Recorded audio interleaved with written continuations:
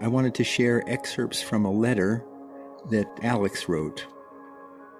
These calls mean so much to me and others, and it's been so nice to know we have somewhere to go to find peace and community that is loving and safe, especially during the uncertainty of times since these calls began.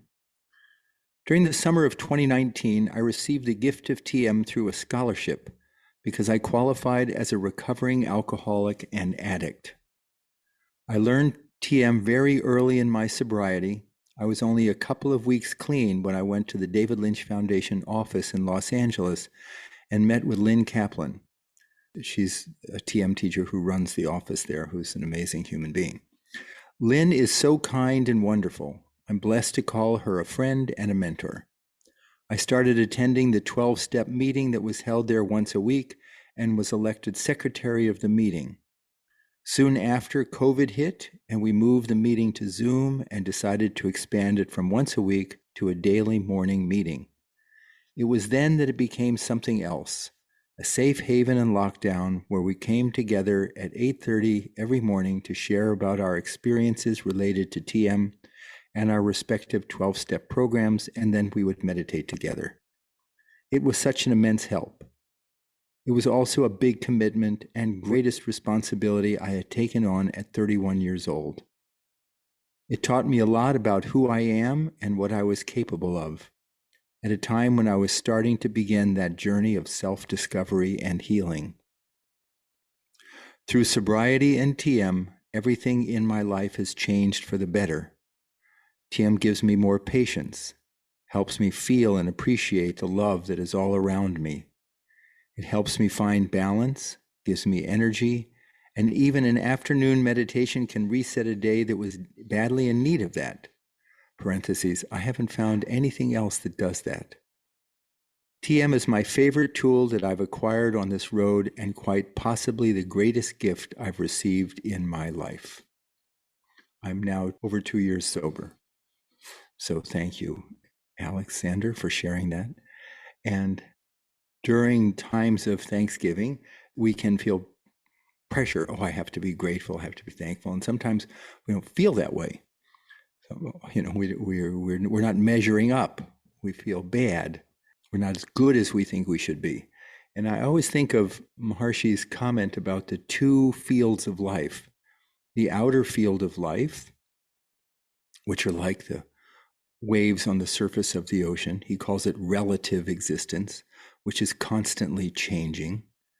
And then the underlying silence, pure consciousness, one's own big self, which lies beyond thought, deep within every one of us. It's our nature. And Maharshi says of describing the nature of the relative, there is no perfection in the relative. There is no perfection in the relative. Everything is constantly changing. Body is changing, relationships are changing, health is changing, finances are changing. Our kids' relationship with us is changing. Our relationship with our parents and friends, everything is constantly changing. And the only recourse we have is to access that settled, silent stillness that lies within, that steadfastness, so that we can deal in balance properly with the ever-changing and accept the inevitabilities of life. And that acceptance, all the experts say, that acceptance of change, that acceptance of who we are, everything changing, is actually at the foundation of gratitude. Because one can't force gratitude on something. One has to first accept and be grateful for who one is, who I am, all of me. That Japanese term kintsugi, which I've talked about before. All the changes, acceptance. It's like in meditation. There's no perfect meditation. We impose that. It's so sad. We bring that. It has to be, I'm not good enough. Such a sad thing. We're doing the best we can. We're doing the best we can. And that is the foundation of self-realization And that is the basis of acceptance, and that is the basis of gratitude, and actually living a healthy, successful life. Successful on all levels.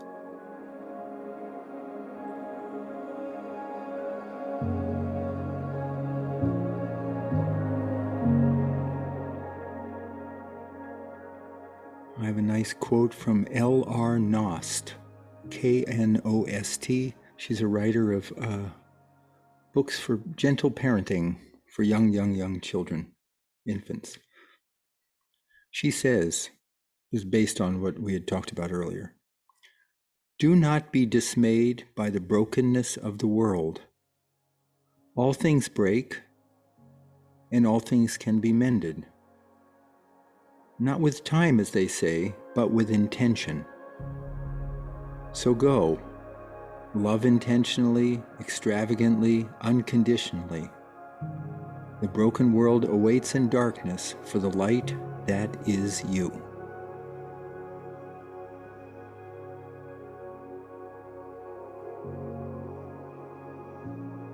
Okay.